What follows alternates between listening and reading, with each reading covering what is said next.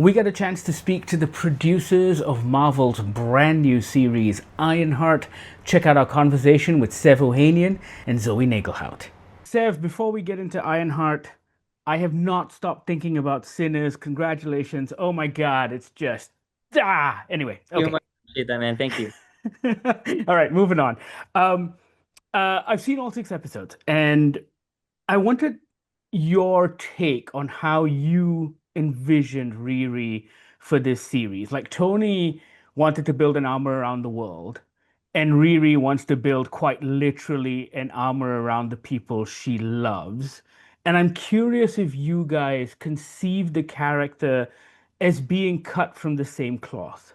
You nailed it, man. That's Nailed that's it. that's often what we talked about, man. I remember early on we were really trying to like get to the like who is she? What is she about? And that's very much it, man. It's partially because of where she came from, what she's gone through, that Tony's ambitions were so broad, but Riri just cares, she cares about the people that she's with, and so much of what she does is about that.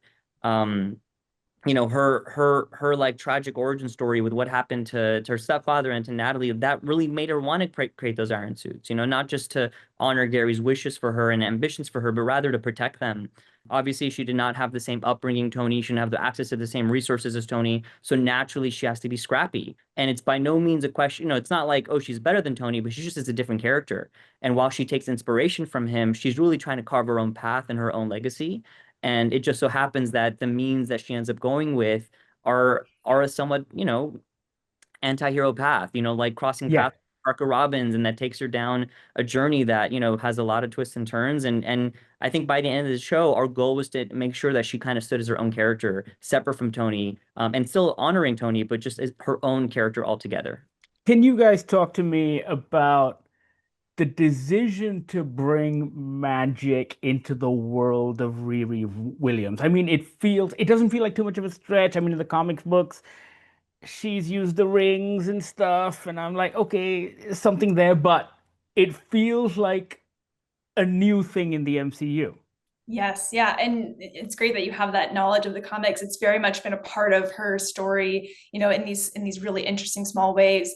And I think because this story is so focused on Riri's world, and as you pointed out earlier, like her goal to sort of protect her own and sort of protect herself and her loved ones, I think magic is our way of opening up her world. It's so focused, it's so grounded, but magic provides access to this much larger scope and this much larger, universe. And it also puts Riri completely out of her comfort zone. It gives her something to go up against that she doesn't understand. And as a genius, that is the worst thing that can happen to you, is that you can't understand something. So I think that was very fun for us to see her kind of have to, muster through that confusion and that being unsettled.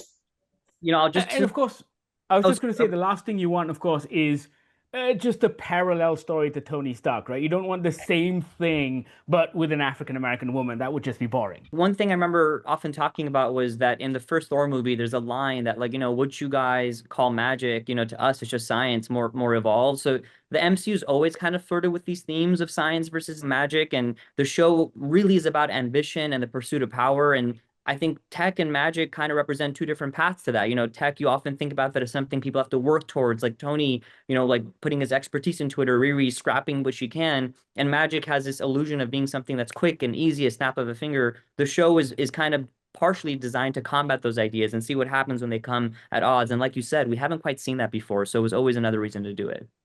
And of course, even with Doctor Strange and with Agatha, we know that it's not an easy path, and they've got to do the hard work as well. I've got like a minute left, and I just have a big picture question, actually. After watching Ironheart and maybe even Echo to a certain extent, I'm wondering if is the big picture now two parts? Is it possible for the MCU to have a cinematic interconnected thing and then a television interconnected thing? Is that what we're building towards? We don't have the answers to that. That certainly reminds me back in the good old Netflix days too. But I'm not really sure. I will say as a fan, I equally enjoy the MCU projects that make me do the Leo meme of being like, that's the person that's Of gonna course. get that. But I also really enjoy the self-contained ones, and by design, Ironheart was was kind of going for that. Like they just for a moment tell like this more contained story in this corner of the MCU that we don't often see, that of course has connections and tendrils and maybe ends in a way that'll suggest things. But as a fan, I'd be game for both.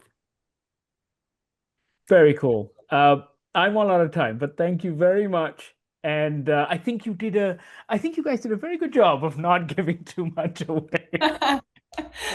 Well, thank Cheers, you. guys, and congratulations on the show. Thank you.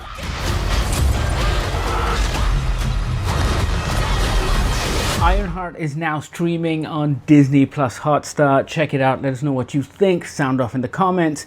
And thank you so much for watching.